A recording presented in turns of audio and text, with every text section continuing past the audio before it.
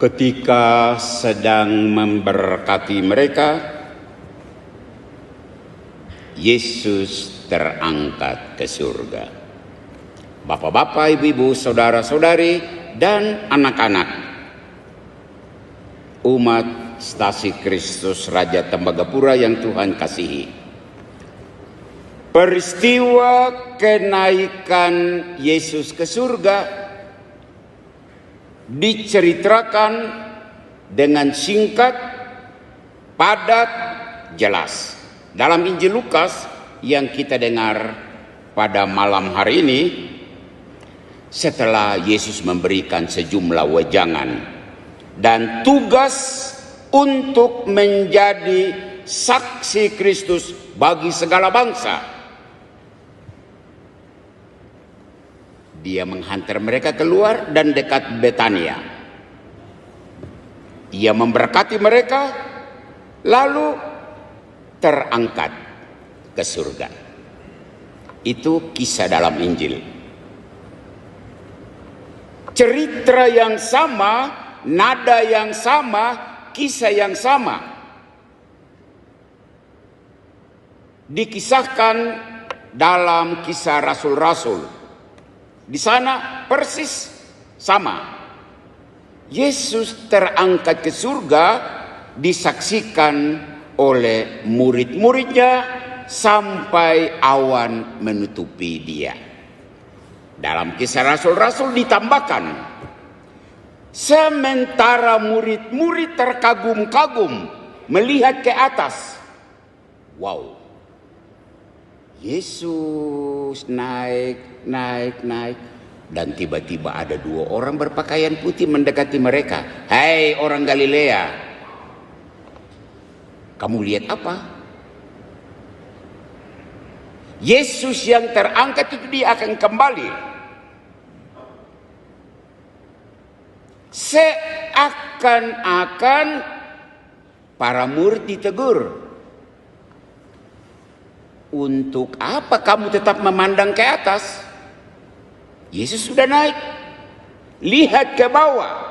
Pandanganmu diarahkan ke bawah. Di sana tempat di mana kamu harus menjadi saksi. Tempat di mana kamu akan berjuang, hidup dan berjuang. Menyangkut peristiwa Yesus naik ke surga, para murid, para rasul, dan kita, umat Stasi Kristus Raja Tembagapura yang hari ini merayakan hari raya kenaikan itu, mendapat dua catatan peringatan. Catatan apa? Yang pertama, Yesus meninggalkan dunia ini. Ternyata Yesus tidak tinggal terus di dunia. Artinya apa? Dunia ini bukan, dengar baik-baik, tempat abadi. Dunia ini hanyalah tempat singgah sementara. Yesus singgah 33 tahun. Saya Pastor Amandus sudah singgah sekarang 67 menuju 68 tahun. Anda sudah singgah berapa tahun? Akan ada saatnya datang waktu di mana Anda akan meninggalkan dunia ini. Kesadaran ini harus menjadi milik kita. Itu yang pertama. Catatan kedua adalah walaupun dunia ini hanyalah sementara, tetapi dunia ini penting. Mengapa? Karena di dunia ini engkau dan saya hidup. Di dunia ini engkau dan saya berjuang, berusaha untuk menjadi seorang saksi Kristus yang baik, untuk menyelamatkan orang lain, dan tentu menyelamatkan dirimu sendiri. Dunia adalah tempat di mana engkau berjuang untuk menggapai surga. Saya berjuang sebagai seorang pastor untuk nanti menggapai surga. Anda berjuang dalam posisimu masing-masing, dalam pekerjaanmu untuk menggapai surga. Dan dalam Kisah Para Rasul ada catatan yang penting sekali. Para rasul ditegur saat mereka seakan-akan terkagum-kagum dengan momen Yesus melayang-layang ke atas itu, ke arah awan itu. Dan mereka ditegur. Suara teguran itu mau mengatakan para rasul, kamu belum di surga. Kamu masih ada di dunia. Maka arahkanlah pandanganmu ke dunia. Jadilah saksi Kristus di dunia di mana engkau bekerja. Saksi Kristus di mana engkau ada di wilayah kerjamu. Saya menjadi saksi Kristus di paroki tempat saya ditugaskan. Itu inti. Sekarang untuk kita adalah apa pesan hari raya kenaikan untuk kita. Pesan ini saya ingin sampaikan lewat 2 buah cerita. Mohon simak cerita ini. Di dalam cerita ini ada pesan hari raya kenaikan. Cerita yang pertama. Di paroki kita, paroki katedral ini, dan juga paroki-paroki tetangga, paroki Santo Petrus SP3, juga paroki Santo Stefanus Sempan, bahkan hampir warna umum di beberapa paroki di keuskupan kita ini. Ada banyak umat Katolik yang punya beban, dan beban itu besar sekali. Khususnya beban dalam hidup perkawinan. Perkawinan bermasalah. Sebagai vikarius yudisial, wakil uskup di bidang hukum, saya berusaha semampu saya untuk membantu mengangkat beban itu. Tahun lalu 11 kasus sudah saya selesaikan sampai ke Keuskupan Agung dan beres. Saat ini, tahun ini, bulan ini sedang giat-giatnya saya menangani sekitar 20-an kasus perkawinan. Dan ternyata yang lolos 16. Saya ada membawa beberapa di tempat saya sedang kerja terus. Saya mau berjuang agar umat yang punya beban ini, pada suatu hari mereka berkata,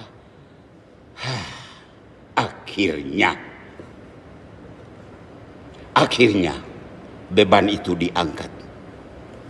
Persoalannya, umat Kristus Raja Tembagapura, ada orang Katolik yang hidup seolah-olah dunia ini abadi.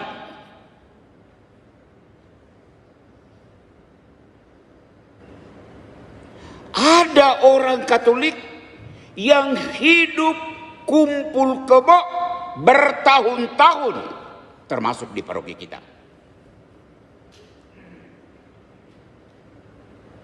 Ada orang Katolik wanita yang rela menjadi wanita simpanan bertahun-tahun, tidak mengurus nikah, tidak mengurus menyelesaikan permasalahan. Akibatnya apa? Dia tidak ke gereja. Kalau ditanya kenapa tidak ke gereja, aduh, saya kalau ke gereja saat komuni saya duduk saja, tidak maju komuni karena saya punya masalah besar. Orang yang maju akan melihat, kenapa ya dia tidak maju-maju? Pasti ada masalah. Untuk menghindari itu, dia tidak ke gereja. Untuk menghindari itu, dia tidak bergabung Kombas. Akibatnya apa? Dia menjadi warga stasi, warga paroki, warga gereja Katolik yang semi anonim. Dan akibat lebih lanjut adalah akibat kumpul kebo tadi, akibat menjadi wanita simpanan tadi, ada anak. Dan anak tidak bisa dibaptis. Bayangkan, di SD 3 Raja, SD Katolik ketat pendaftaran, guru minta mana surat baptis. Kasihan kan? Anak tidak berdosa, tapi harus memikul beban yang diciptakan oleh kedua orang tuanya. Sebagai pastor paroki, saya hanya berkata dalam hati, semoga mereka tidak tiba-tiba meninggal. Sebab kalau meninggal tiba-tiba, pertama, orang Kombas tidak kenal, maka tidak ada orang yang melayat. Begitu sengsara di dunia, dia ke surga. Dan dia membawa beban itu menghadap Sang Khalik. Itu cerita pertama. Cerita yang kedua, beberapa hari sebelum saya berangkat ke Ambon untuk menghadiri tabisan uskup di Ambon, saya ada tamu seorang bapak. Saya tidak kenal dia. Ternyata dia bukan Katolik. Kelihatan wajahnya tegang. Saya persilakan dia duduk. Dia mulai, Pater, bisa bantu saya kah? Saya bilang, bantu apa? Dan dia bilang, tolong kah Pater bicara dengan istri saya. Istrimu yang mana? Dan dia sebut nama istrinya. Seorang ibu yang begitu aktif di gereja. Saya bisa buat apa? Saya bisa bantu apa? Pater, tolong bicara saja dengan istri saya.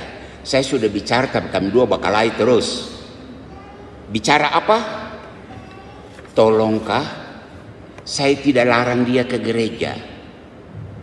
Saya tidak larang dia mengikuti kegiatan-kegiatan di gereja. Silahkan setiap hari, oke.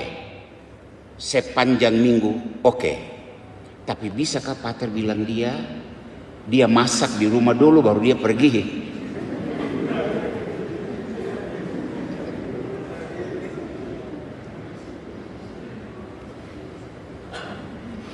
Tiap kali saya pulang, saya buka tutupan di meja makan, tidak ada makanan.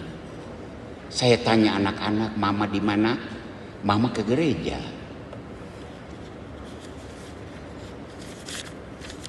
Pasti umat sudah menangkap pesan dari dua cerita ini. Apa pesan untuk kita dari dua cerita ini dalam rangka hari raya kenaikan Yesus ke surga? Pesan ini saya sampaikan dalam bentuk pertanyaan. Dan silakan umat menjawabnya. Itulah pesan. Pertanyaan yang pertama. Seperti Yesus meninggalkan dunia ini, engkau juga akan mengalami hal yang sama. Engkau juga akan meninggalkan dunia ini. Pertanyaannya, apakah engkau sudah siap untuk berangkat meninggalkan dunia fana ini tanpa meninggalkan beban bagi orang lain?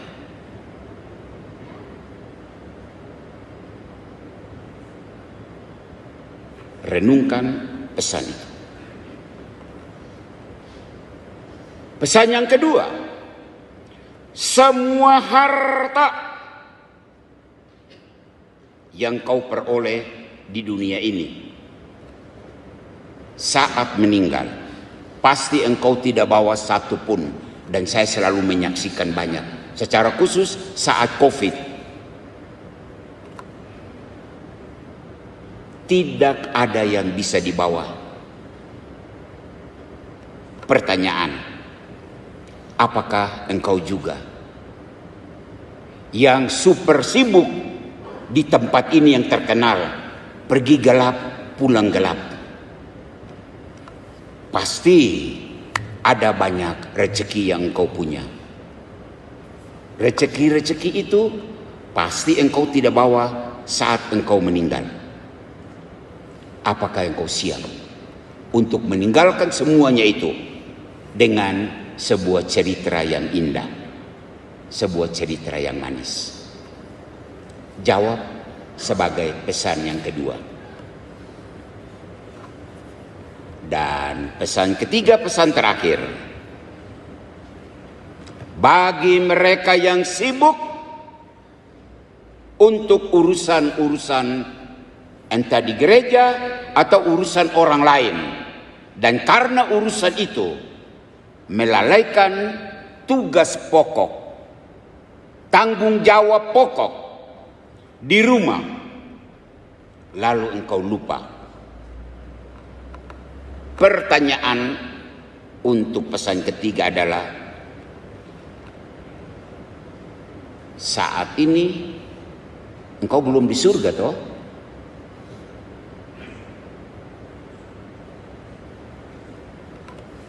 Jalanilah sebuah hidup yang seimbang. Semoga Tuhan memberkatimu dalam hidup yang berat ini. Semoga Tuhan memberkati kita semua, agar kita mampu untuk menghadirkan surga di dunia, tetapi juga mampu untuk bisa memenangkan kehadiran kita yang seimbang di dunia ini.